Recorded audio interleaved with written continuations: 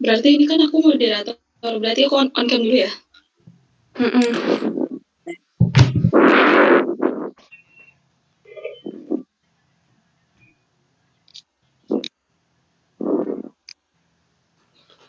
Mau mulai kapan nih?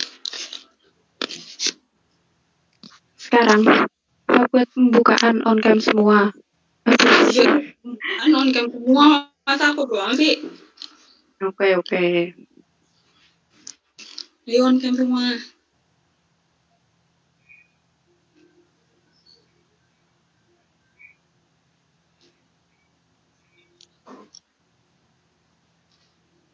Suaraku kedengeran jelas nggak? Iya, jelas.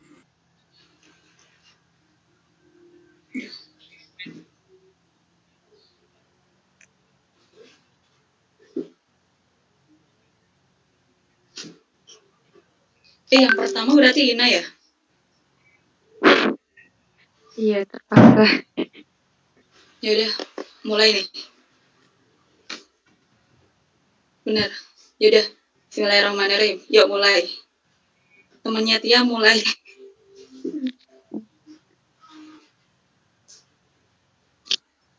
Udah mulai belum?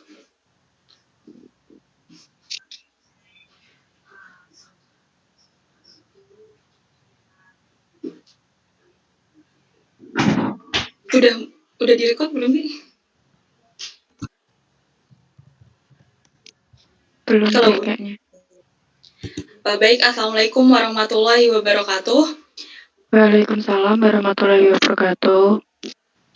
Perkenalkan, saya Firda Salihatunisa, NIM 71014181220.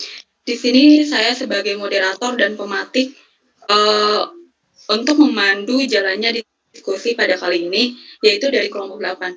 Baik, langsung saja kita mulai diskusi kali ini, yaitu dimulai dari Mbak Ina. Saya persilakan. Baik, Mbak Firda, terima kasih atas kesempatan yang diberikan. Sini saya akan share screen terlebih dahulu ya.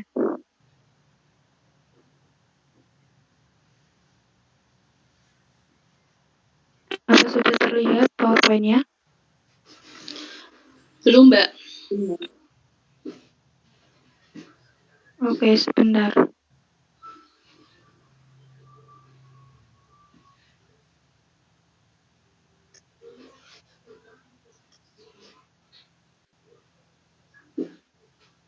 Sudah? Sudah, Mbak. Oke, baik, bisa kita mulai. Assalamualaikum warahmatullahi wabarakatuh. Waalaikumsalam warahmatullahi wabarakatuh. Sini saya akan menyampaikan atau mempresentasikan sebuah jurnal yang berjudul The Impact on Custom of the Implementation of the ASEAN-China Free Trade Area. Jadi di sini saya akan memaparkan sejarah dan perkembangan China-ASEAN Free Trade Area, dampak CAFTA terhadap perdagangan, tantangan dari CAFTA itu sendiri, kemudian CAFTA di antara sebuah peluang dan tantangan, yang kemudian yang terakhir adalah kesimpulan. Saja yang pertama, seperti yang sudah kita ketahui bahwa kawasan perdagangan bebas China-ASEAN Free Trade Area adalah kawasan dagang bebas antara ASEAN dan China. Perjanjian dagang bebas ini mulai berlaku pada Januari 2010, yang berarti sudah hampir 10 tahun. Kemudian, CAFTA juga merupakan kawasan perdagangan bebas terpopulasi di dunia dan juga menghasilkan volume dagang terbesar ketiga setelah kawasan ekonomi Eropa dan Amerika Utara. Nah, sini ada sejarah dan perkembangan CAFTA itu sendiri.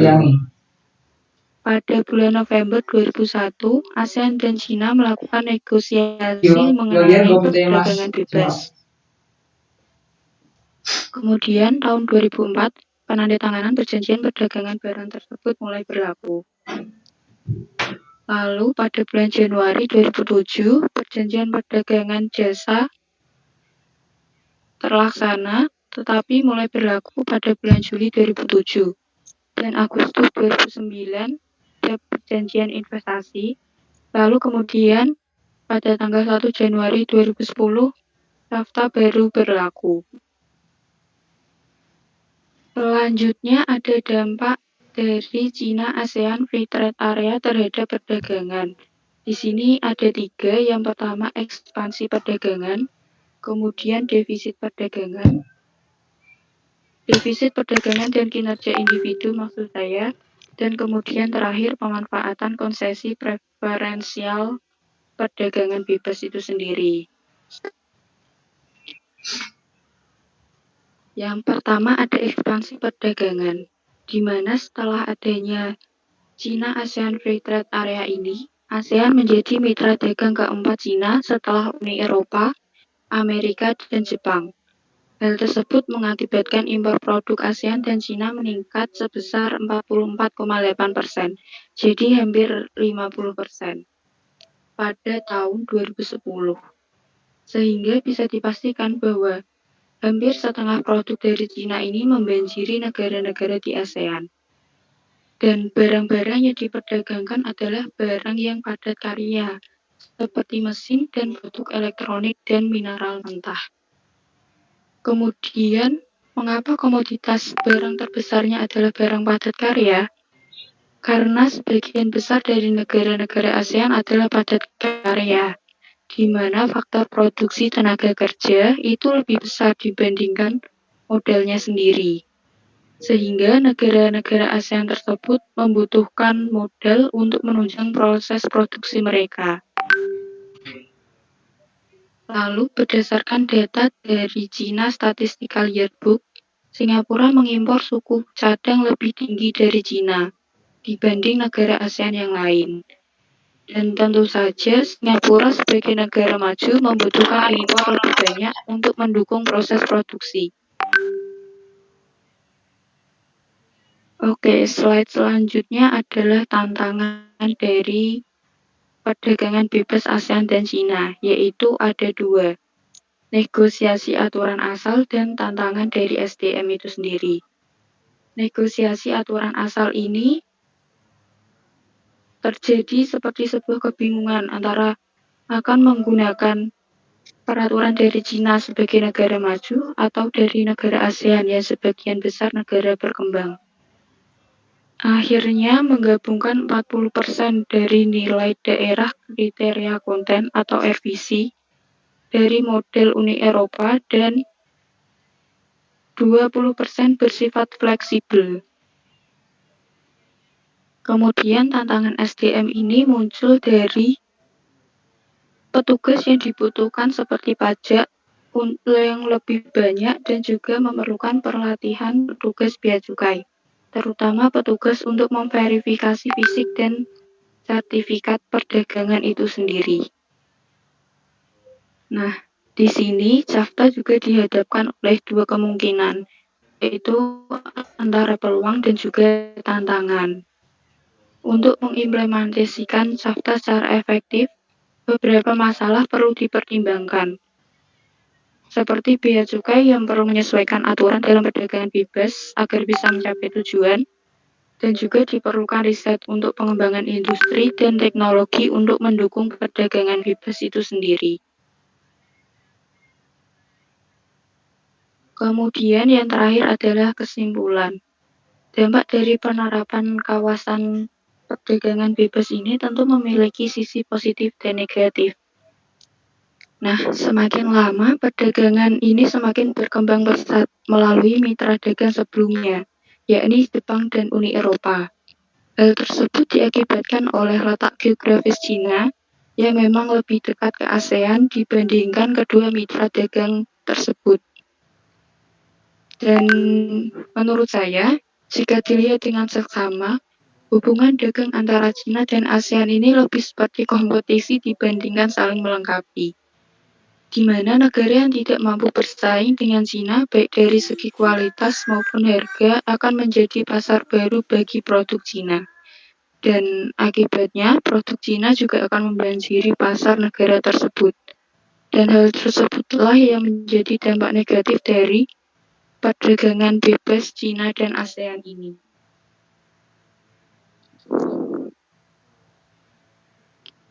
Ya, demikian presentasi dari saya. Saya kembalikan ke moderator. Baik, kepada Mbak Ina, makasih atas pemaparan analisis artikelnya. Selanjutnya yaitu untuk sesi tanya-jawab. Apakah ada yang ditanyakan untuk mengenai pemaparan dari Mbak Ina? Silakan yang mau bertanya.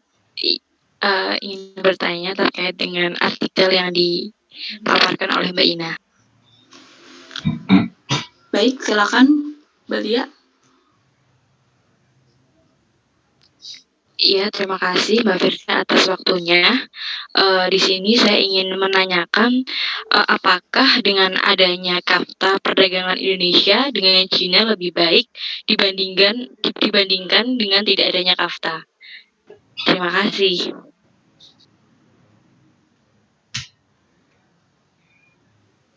Baik, terima kasih Mbak. Dari saya pribadi juga ingin menanyakan kepada Mbak Ina terkait analisis artikelnya. Saya ingin bertanya yaitu dalam PPT tersebut kan dijelaskan bahwa setelah penandatanganan perjanjian, baik perjanjian dagang ataupun perjanjian investasi, perjanjian tersebut itu tidak bisa langsung beroperasi, tetapi memerlukan waktu terlebih dahulu. Nah, mengapa demikian? Apakah pertanyaannya sudah jelas? Iya, sudah jelas Mbak Firda. Ini Baik, langsung dijawab atau bagaimana? Baik, kalau misalkan sudah dapat jawabannya bisa langsung dijawab. Oke, saya coba jawab pertanyaan dari Mbak Lia. Jadi pertanyaannya apakah dengan adanya Kafta ini perdagangan di Indonesia itu lebih baik dibandingkan tidak adanya Kafta itu sendiri? Begitu kan? Iya, Mbak. Baik, di sini saya mendapat data yang saya peroleh dari Kementerian Keuangan Indonesia. Nah, berdasarkan jurnal tersebut, pada tahun 2006 sampai 2008 atau sebelum adanya perdagangan bebas ASEAN dan Cina ini, tingkat pertumbuhan ekspor Indonesia ke Cina ini sebesar 22,03% per tahun. Dan kemudian pada tahun 2009 atau 2011 setelah adanya Kafta ini terjadi lonjakan ekspor sebesar 5,4 miliar US dollar atau mencapai 1,7 kali lipat dari periode ketiga setelah Kafta. Nah, dari kedua data tersebut dapat disimpulkan bahwa dengan adanya Kafta ini, pertumbuhan ekspor dan impor Indonesia ini lebih baik jika dibandingkan sebelum adanya Kafta itu sendiri. Bagaimana? Iya, Mbak. Terima kasih. Sudah cukup puas. Oke. Selanjutnya, pertanyaan dari Mbak Firda. Tadi bertanya mengapa tidak langsung diberlakukan adanya Kafta itu sendiri, begitu kan? Iya, betul sekali, Mbak. Ya, jadi di sini menurut saya itu ada dua kemungkinan. Yang pertama itu ada adaptasi peraturan. Setelah diadakannya perjanjian penandatanganan antara kedua negara itu, tentu perlu untuk mengatur segala peraturan yang diperlukan nantinya. Seperti tadi yang sudah saya sebutkan, seperti adanya negosiasi aturan asal, di mana dalam perdagangan bebas itu memilih mau memakai aturan dari negara yang mana. Terus kemudian yang kedua itu karena adanya pelatihan dari sumber daya manusia itu sendiri. Mau tidak mau setelah adanya perjanjian perdagangan bebas itu, tentu sumber daya manusianya itu harus siap untuk menghadapi era perdagangan bebas itu sendiri. Seperti itu menurut saya. Mungkin yang lain ingin menambahkan. Izin masuk ya Mbak Ina. Oh, baik. Iya, Silakan. Izin menambahkan, kalau menurut saya adanya AFTA ini tidak serta-merta membawa dampak atau pengaruh positif, seperti halnya pada industri tekstil, di mana banyak sekali pedagang pada sektor tekstil yang merasa resah dengan adanya AFTA ini, karena masyarakat Indonesia kita ketahui sendiri bahwa mereka kurang inovasi dan juga kalah saing apabila dibandingkan dengan negara China. Kurangnya inovasi ini dikarenakan SDM masyarakat Indonesia yang memang tentunya masih sangat rendah bila dibandingkan dengan negara lain. Nah, salah satu dampak negatifnya itu sendiri yaitu adalah pada peningkatan nilai impor pada beberapa sektor tertentu. Contohnya yaitu sektor tekstil yang pada sekarang ini merupakan sektor yang tertinggi untuk menempati perdagangan di AFTA itu sendiri. Dampak negatif lainnya yaitu adalah memudarnya produk-produk Indonesia karena kalah saing dan juga masyarakat lebih memilih menggunakan produk luar negeri dikarenakan branding ataupun kualitas yang dimiliki. Padahal untuk kualitasnya sendiri itu produk-produk Indonesia tidak kalah saing. Begitu Mbak Ina. Ya, terima kasih Mbak Tia atas tambahannya. Baik, terima kasih untuk penambahannya dari Mbak Tia. Apakah ada lagi yang ditanyakan atau ada yang menanggapi? Sudah cukup. Baik, sepertinya sudah cukup ya. Langsung saja dilanjutkan untuk pemaparan analisis artikel selanjutnya, yaitu dari saya sendiri. Minta tolong buat Mbak Ina share screen-nya ya.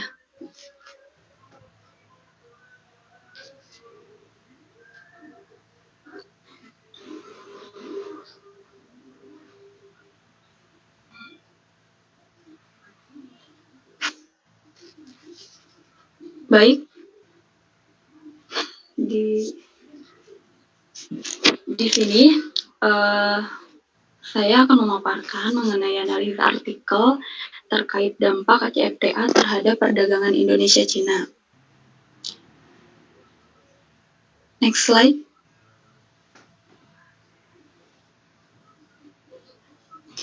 Nah, terdapat poin-poin dalamnya, yaitu pertama ada peraturan dari ACFTA sendiri, yaitu implikasi ACFTA bagi perdagangan Indonesia-Cina, lalu ada perdagangan Indonesia-Cina. Next.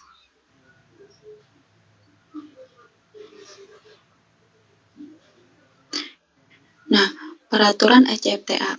Nah, sejak 1 Januari 2010, ACFTA ini menjadi efektif sepenuhnya itu menerapkan nol tarif pada 6.682 posting tarif di 17 sektor. Nah, 12-nya itu di manufaktur dan 5-nya itu di pertanian, pertambangan, di maritim. Nah, ACFTA ini membayangkan bahwa hambatan tarif itu diturunkan dan tereliminasi antara Cina dan negara-negara ASEAN yang terpecah belah ke track normal, track sensitif. Nah, track normal itu terdapat 2 model, yaitu model pertama itu normal track 1, yang kedua adalah normal track 2. Lalu ada juga track sensitif. Modelnya yaitu yang pertama adalah sensitive lift, yang kedua adalah high daftar sensitive.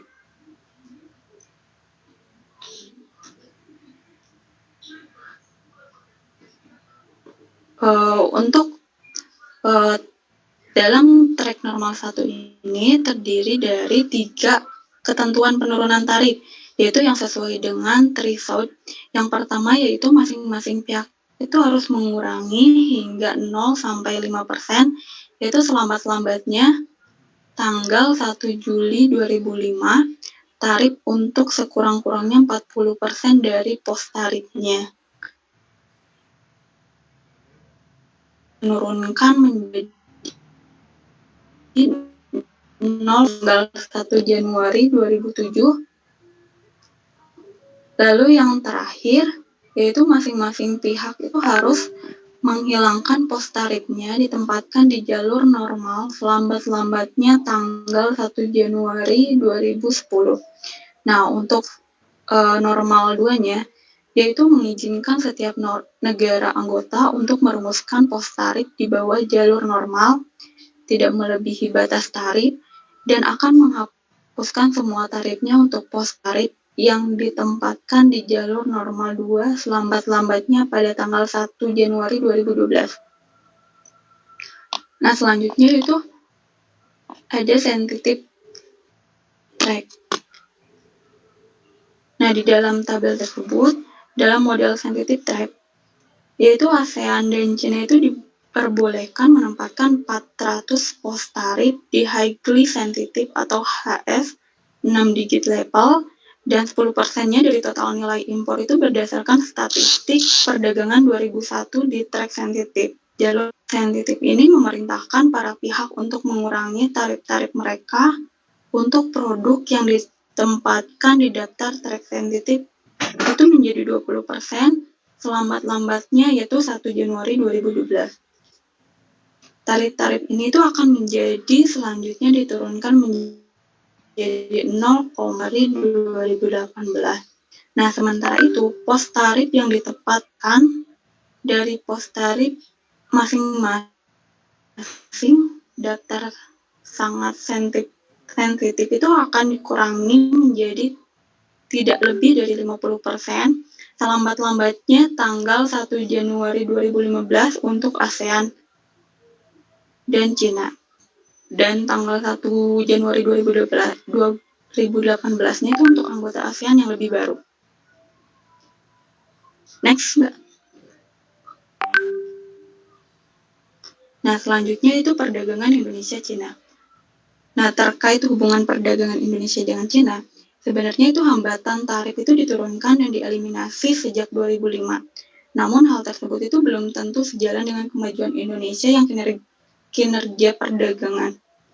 Pada tahun 2004 itu sebelum regulasi ACFTA diberlakukan, Indonesia itu mencatat bahwa surplus melawan China itu sebesar 195 juta US dollar, bahkan surplus tersebut itu meningkat menjadi 819 juta US dollar pada tahun 2005 setelah yang pertama penerapan peraturan ACFTA mulai 1 Juli 2005. Nah, surplus itu meningkat lebih lanjut menjadi 1,7 miliar US dollar pada 2006. Nah, untuk perputaran keduanya itu penurunan tarif itu dilaksanakan pada tanggal 1 Januari 2007, namun Indonesia itu tetap mencatat surplusnya, meski surplusnya itu turun 35% dibandingkan tahun sebelumnya, yaitu menjadi 1,1 miliar US dollar. Namun, dampak dari penerapan peraturan ACFTA putaran pertama dan kedua itu tidak signifikan. Karena pada tahun 2007 itu penurunan surplus perdagangan itu lebih banyak dipengaruhi oleh penurunan harga komoditas di Indonesia akhir tahun. Nah, misalnya itu seperti harga batu bara turun 33,9% per tahunnya. Nah, ini itu berlanjut hingga 2008. Nah, ketika Indonesia itu ternyata membukukan defisit 3,6 miliar US dollar selama tahun ini, investasi Cina di Indonesia itu tumbuh cukup signifikan, yang menyebabkan nilai impornya itu naik hampir 2 kali lipat menjadi 15,3 miliar US dollar dari 8,5 miliar di tahun sebelumnya. Nah, impornya sendiri didominasi oleh bahan penolong seperti aluminium, besi, baja, dan elektronik. Pada tahun 2009 ya, defisit itu menurun menjadi 2,6 miliar US dollar, terutama disebabkan oleh kenaikan 15% non-migas dan ekspor gas dengan impor yang sama, yaitu turun hampir 10%. Nah, sepanjang tahun, baik ekspor maupun impornya itu nilainya itu menurun. Hal ini mencerminkan secara tidak langsung dampak dari krisis ekonomi global. Next, Mbak.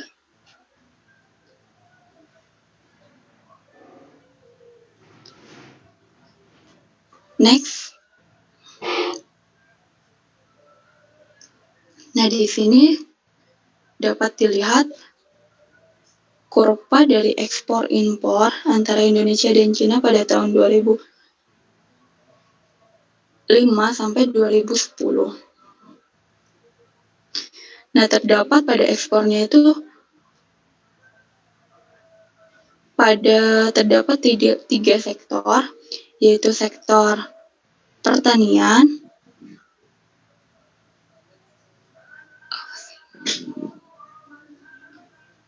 sektor pertambangan, dan sektor migas. Nah, dalam kurva tersebut terdapat adanya ketidakstabilan antara ekspor impor Cina dan Indonesia. Next slide, Mbak. Nah, selanjutnya adalah implikasi ACFTA bagi perdagangan Indonesia-Cina. Nah, seperti yang telah dibahas bahwa dari sudut pandang konsumen, bahwa ACFTA itu mungkin memiliki implikasi yang positif. Nah, karena mereka itu dapat menemukan pasar dibanjiri oleh produk dengan harga yang dianggap lebih rendah dan mereka dapat memiliki lebih banyak pilihan. Nah, bagi eksportir, ini itu telah memberikan mereka akses yang lebih besar ke negara terpadat di dunia. Nah, di industri, ACFTA itu telah membuat industri di Indonesia lebih menarik bagi investor asing, termasuk yang berasal dari Cina, didukung oleh pasar yang berkembang dan ketersediaan bahan baku sumber daya. Nah, pertumbuhan ekonomi yang pesat telah menjadikan Cina itu menjadi salah satu pemain terpenting di dunia dan produknya itu telah mencapai jangkauan hampir di seluruh dunia. Hal ini diyakini sebagai hasil dari kekuatannya industri dalam negeri, antara lain seperti misalkan pinjaman bank yang mudah telah menjaga harga produk tetap rendah, sumber daya alam melimpah di negara ini. Nah, infrastrukturnya pendukungnya itu perluasan industri dan perdagangan juga mapan. Next slide. Terima kasih. Sekian pemaparan dari saya. Selanjutnya, saya langsung buka ke sesi tanya jawab. Apakah ada yang ditanyakan?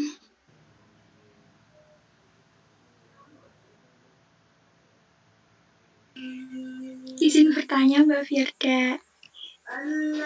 Boleh. Nah, dalam analisisnya Mbak Firda tadi sudah dijelaskan secara kompleks.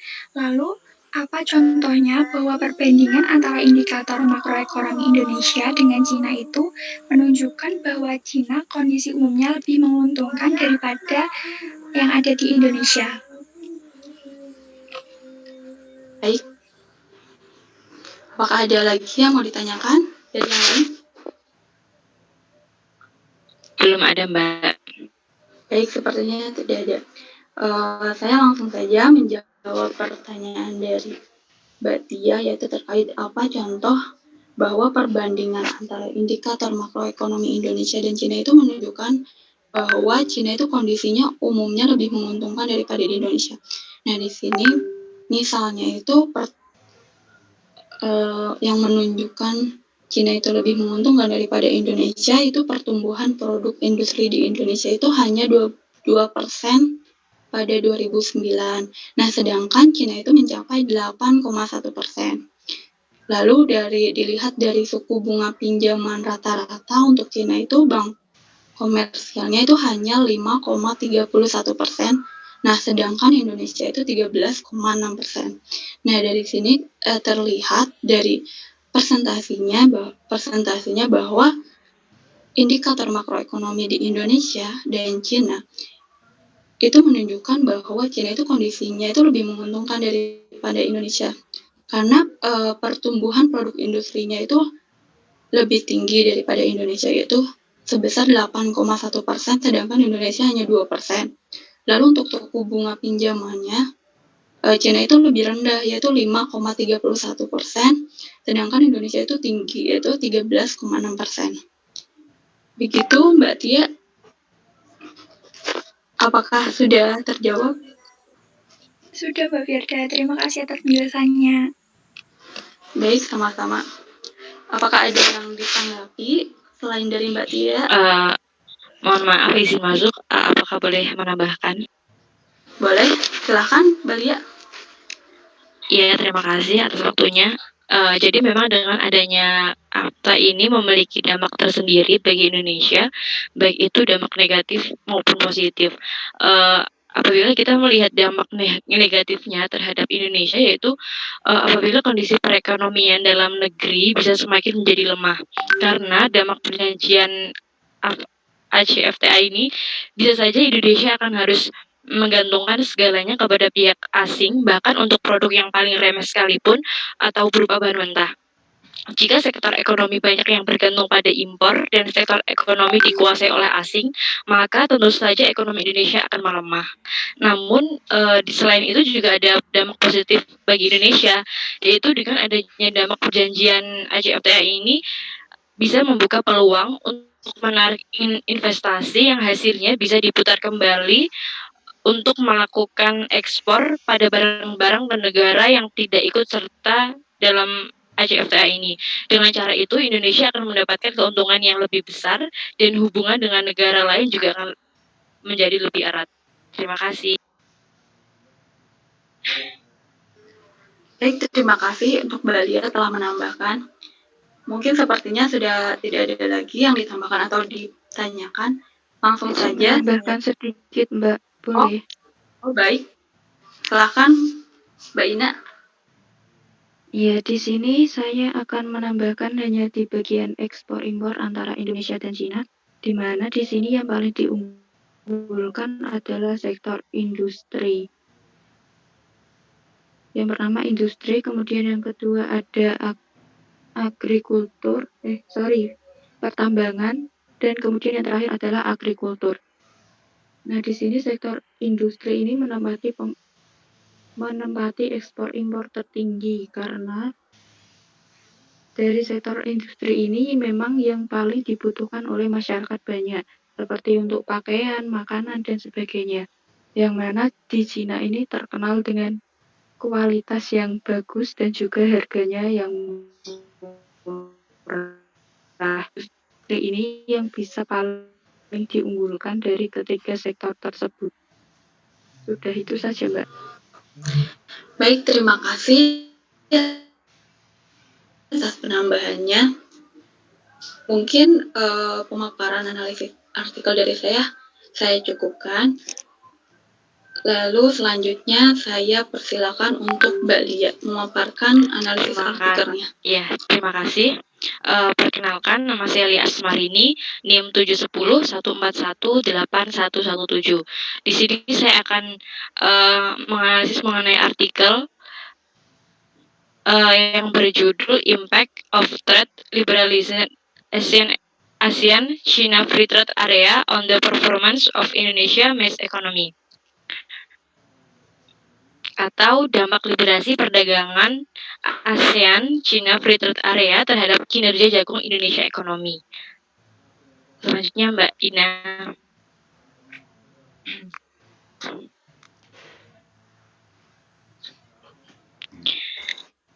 Yang pertama yaitu di Indonesia, jagung memiliki peran yang strategis terutama untuk pengembangan usaha tani dan industri lainnya.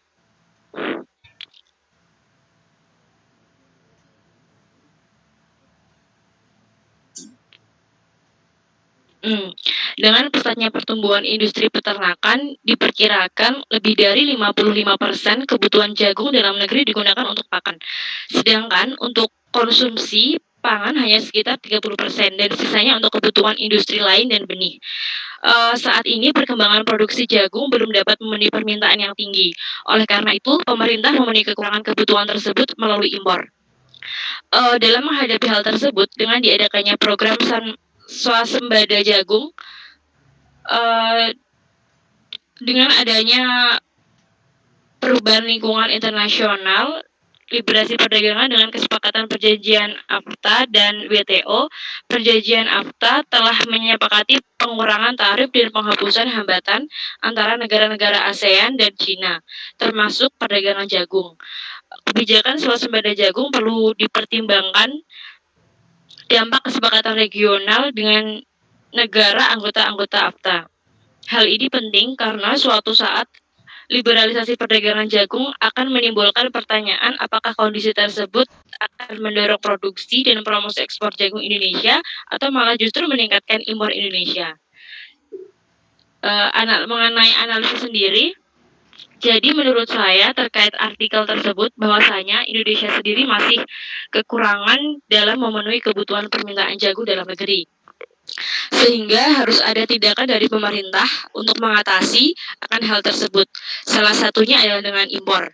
Namun, impor yang dilakukan di sini diharapkan tidak dilakukan secara berlebihan karena akan menimbulkan kerugian bagi Indonesia, yaitu dengan adanya impor yang berlebih, maka akan menyebabkan beberapa hal, salah satunya adalah menurunkan harga jagung dalam negeri yang relatif rendah. Walaupun dalam hal ini didukung dengan adanya liberalisasi perdagangan AFTA yang memudahkan negara-negara anggota dalam hal ini ASEAN dan Cina untuk melakukan kegiatan ekspor dan impor. Namun, tidak selamanya dengan adanya perjanjian ini akan memberikan dampak baik bagi negara-negara ASEAN, termasuk Indonesia. Menurut Tambunan, mengkaji liberalisasi perdagangan AFTA, khususnya produk pertanian di Indonesia, hasil simulasi menunjukkan bahwa Indonesia dalam hal ini sektor pertanian belum sepenuhnya mendapatkan keuntungan dari kesepakatan tersebut. Masalah yang dihadapi di bidang pertanian yaitu masalah tanah, teknologi, sumber daya manusia, permodalan, dan pupuk dengan kualitas yang baik dan harga yang terjangkau. Serta kurangnya infrastruktur pedesaan, distorsi pasar atau distribusi domestik. Selain itu, dengan adanya perjanjian ini akan membuat ketergantungan negara ASEAN. Sehingga ada beberapa hal untuk menghindari hal ini, yaitu dengan meningkatkan produksi hasil pertanian dalam negeri, serta melakukan pengetatan importasi bahan pangan. Cara ini untuk menekan inflasi dengan menaikkan kesejahteraan, dengan demikian disparitas harga antara produsen dan konsumen stabil dan tidak terlalu besar. Terakhir yaitu mengenai kesimpulan. Next, Mbak Ina.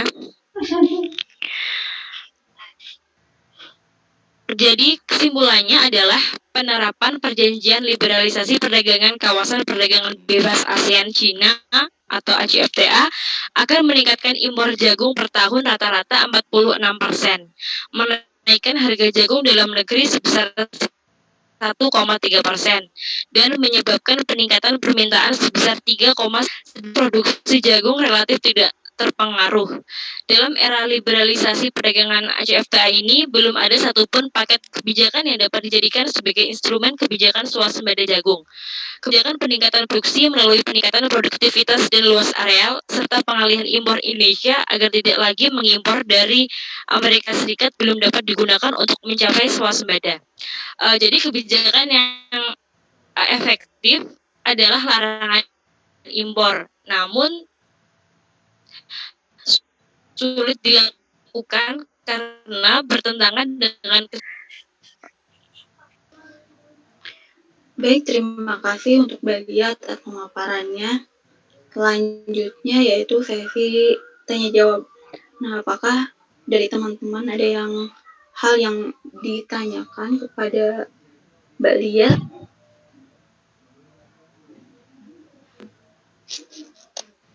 Izin bertanya untuk Mbak Lia. Baik, silakan Mbak Ina. Ya, jadi mengenai artikel tersebut, bagaimana dampak dengan adanya kesepakatan dari China ASEAN Free Trade Area ini terhadap Indonesia terkait dengan jagung ini?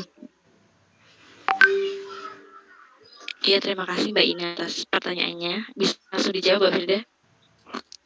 Baik, silakan Mbak Lia. Jadi secara lebih rincinya, lebih detailnya, jadi perjanjian liberalisasi perdagangan ASEAN dengan Cina atau China Free Trade Area berdampak negatif terhadap perekonomian jagung Indonesia. Indonesia belum memiliki paket kebijakan yang dapat digunakan sebagai instrumen kebijakan swasembada jagung Indonesia. Kebijakan yang efektif adalah mungkin melarang impor, tetapi sulit dilakukan karena bertentangan dengan kesepakatan AFTA. Jika Indonesia harus melakukan swasembada jagung, maka kebijakan yang perlu dilakukan adalah kombinasi kebijakan untuk meningkatkan luas 6,29% per tahun, meningkatkan produktivitas 3,5% dan menaikkan harga jagung sebesar 4,47% melalui harga itu. Jadi memang dampaknya sendiri negatif seperti itu, Mbak Ina. Apakah sudah puas atas jawabannya? Iya, baik Mbak Lia. Terima kasih atas jawabannya. Sama-sama. Baik, apakah ada yang ditanyakan lagi dari yang lain? Baik, sepertinya tidak ada lagi yang ditanyakan, sepertinya sudah jelas. Langsung saja ke pemaparan yang selanjutnya, yaitu dari Mbak Tia. Kepada Mbak Tia, saya persilahkan.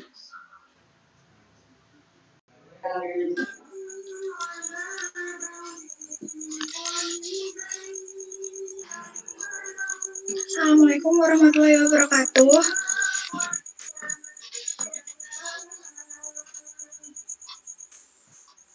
Waalaikumsalam warahmatullahi wabarakatuh. Di sini saya akan memaparkan hasil analisis jurnal saya yang berjudul Effect of the Implementation of ASEAN-China Free Trade Area atau ACFTA on the Import of Batik Textile Product in Indonesia year 1998 until 2014. Nah, next Mbak Ina. Di sini pokok bahasan yang akan saya paparkan yaitu adalah perkembangan awal dari ACFTA, kemudian impor batik sebelum dan juga sesudah AFTA, serta diskusi terkait jurnal ini dan juga strategi untuk mempertahankan batik itu sendiri. Next.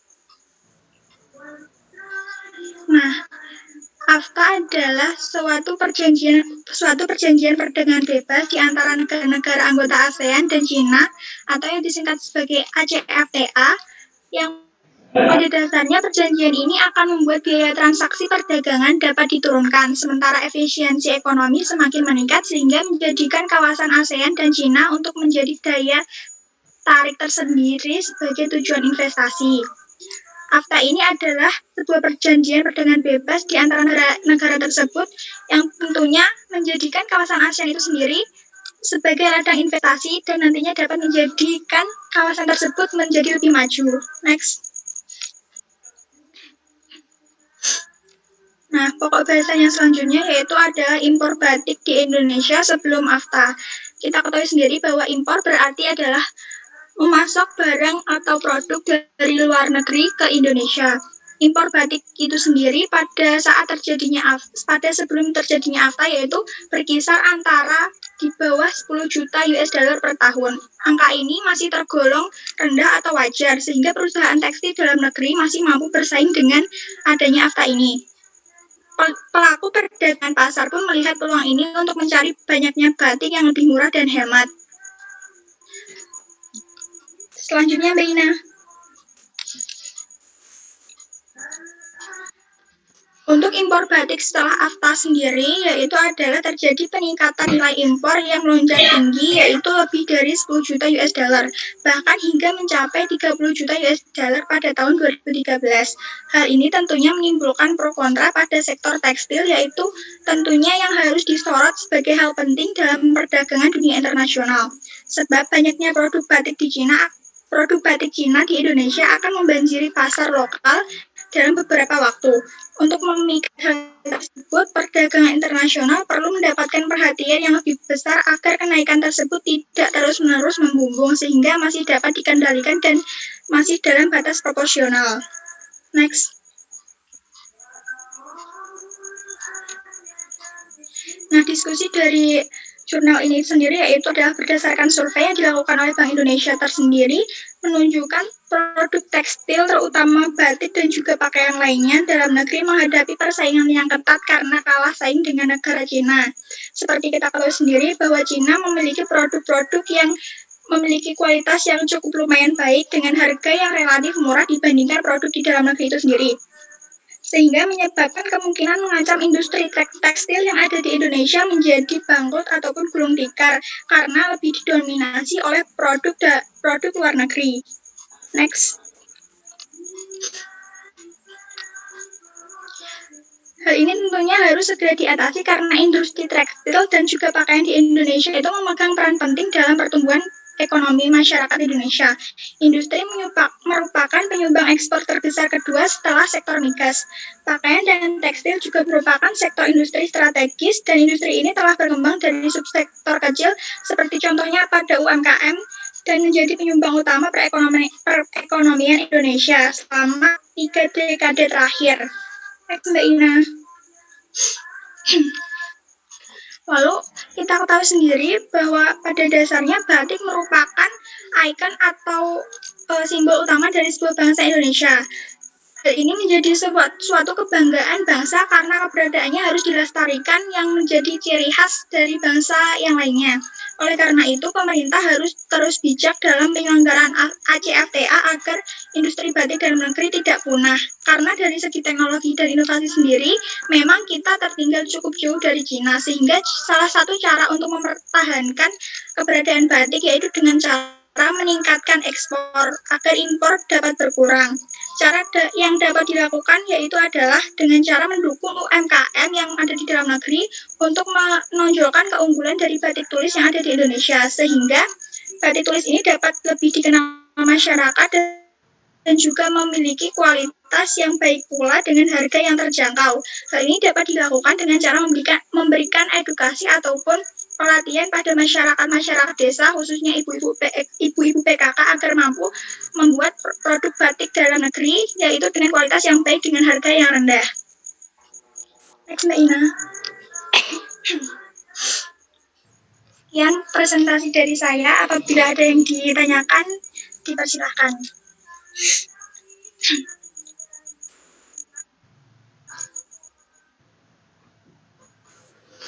Baik, terima kasih untuk Mbak Tia atas pemaparannya. Nah, dari teman-teman, silakan apabila ada yang ditanyakan.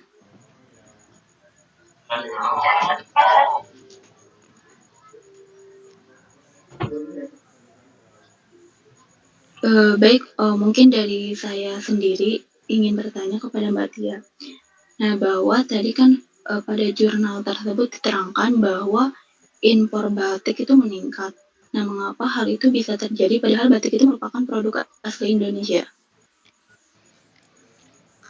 Terima kasih atas pertanyaan Mbak Firda. Ya. Langsung saja ya Mbak. Iya, langsung saja. Kenapa impor batik itu melonjak? Dikarenakan adanya pembentukan ACFTA ini tidak serta-merta membawa dampak positif.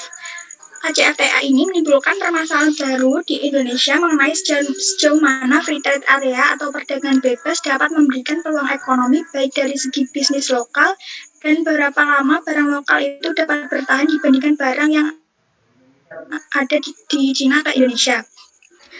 Produk batik ini mengalami kemunduran atau kemerosotan dan kelas saing dari Cina dikarenakan banyaknya tuntutan atau permintaan dalam negeri, di mana pemasok dari dalam negeri yaitu industri tekstil dalam negeri itu sendiri tidak mampu mencukupi permintaan pasar, sehingga harganya akan membumbung tinggi.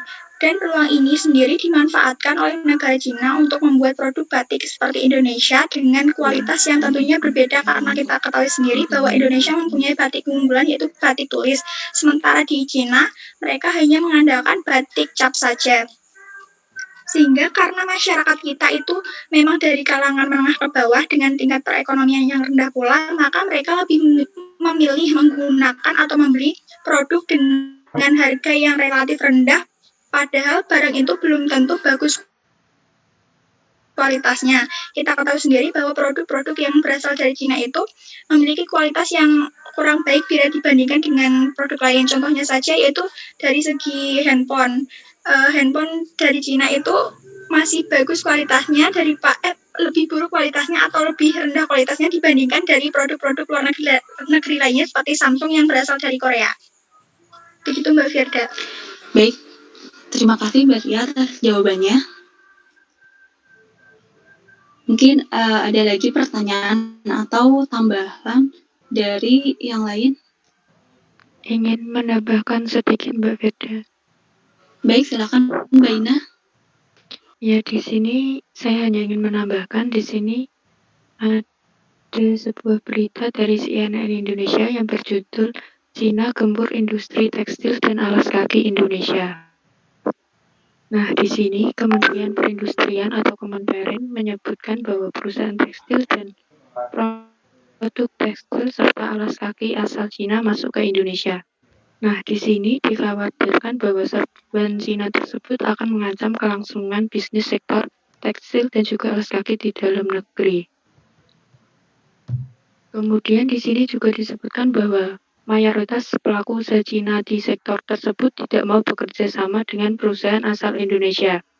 Sehingga dikhawatirkan bahwa perusahaan di dalam negeri rentan tergerus. Nah, tadi juga sudah mampu bersaing dengan Cina baik dari segi kualitas maupun harga. Nah, akibatnya produk Cina ini juga akan membanjiri pasar negara tersebut. Dan dalam kasus ini adalah Indonesia. Demikian tambahan dari saya. Baik, terima kasih Mbak Ina atas tambahannya. Apakah dari yang lain ada yang ditambahkan? Ataupun ada yang ditanyakan? Sudah cukup, Mbak. Baik, sepertinya sudah cukup jelas. Terima kasih atas pemaparan analisis artikel masing-masing. Di sini kita sudah selesai pemaparan setiap artikel masing-masingnya. Di sini saya mencatat bahwa beberapa poin atas pemaparan dari masing-masing.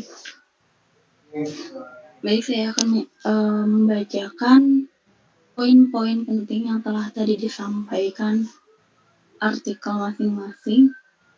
Yang pertama itu tadi disampaikan oleh Mbak Ina, yaitu terkait the impact on custom of the implementation of the ACFTA atau dampak terhadap bea cukai pelaksanaan ACFTA. Nah, dengan adanya Cina, ASEAN, Free Trade Area volume perdagangan di wilayah Asia Tenggara itu menjadi meningkat dan ACFTA itu menjadi kawasan perdagangan bebas terbesar populasi di dunia. Nah, kemudian tantangan dari ACFTA itu adalah adanya negosiasi aturan asal dan tantangan dari sumber daya manusia sendiri. Nah, semakin lama perdagangan ACFTA berkembang pesat melampaui mitra dagang Cina sebelumnya, yaitu Jepang dan Uni Eropa. Lalu selanjutnya itu pemaparan dari saya, yaitu mengenai dampak ACFTA terhadap perdagangan Indonesia-Cina. Nah, yang pertama itu adalah eksportir Indonesia itu memiliki akses yang lebih baik ke ekonomi besar Cina yang menciptakan lebih baik peluang bagi bisnis lokal untuk mengekspor lebih banyak barang. Ekspor dari sektor industri mungkin terkena dampak negatif dari ACFTA, seperti yang ditunjukkan oleh ACFTA, kontribusi pelemahan terhadap total ekspornya itu 56,9% pada tahun 2010 dari 91,4% pada tahun 2005. Lalu selanjutnya yaitu dari pemaparan Balia terkait dampak liberalisasi perdagangan ASEAN Cina terhadap kinerja jagung Indonesia ekonomi. Jadi poin pentingnya itu adalah Indonesia sendiri itu memang masih kekurangan akan permintaan jagung, sehingga memungkinkan untuk impor. Namun impor yang diharapkan itu tidak berlebihan Dengan adanya ACFTA ini memudahkan dalam kegiatan ekspor dan impor antara negara anggota ASEAN dengan Cina. Nah, dengan adanya ACFTA ini juga memberikan dampak yang kurang baik terhadap negara anggota ASEAN termasuk Indonesia karena akan ketergantungan terhadap negara lain. Yang terakhir yaitu disampaikan oleh Mbak Tia yaitu mengenai pengaruh penerapan ASEAN Cina terhadap impor produk tekstil batik di Indonesia pada periode tahun 1998 sampai 2014. Nah, CFTA ini merupakan sebuah perjanjian perdagangan bebas di antara negara-negara anggota ASEAN dan Cina. ACFTA ini akan membuat biaya transaksi perdagangan dapat diturunkan. Sementara efisiensi ekonomi itu semakin meningkat hingga menjadikan kawasan ASEAN dan Cina memiliki daya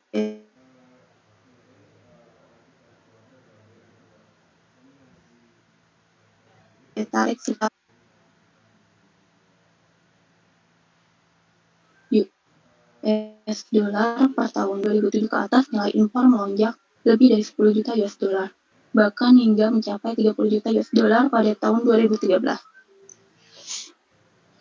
Baik, telah sampai kita ke selanjutnya yaitu penutupan. Mungkin dari sekian pemaparan analisis artikelnya, saya sebagai moderator dan selaku pematik mohon maaf apabila ada kesalahan kata. Mungkin dari saya sekian. Wassalamualaikum warahmatullahi wabarakatuh. Waalaikumsalam warahmatullahi wabarakatuh. Waalaikumsalam warahmatullahi wabarakatuh.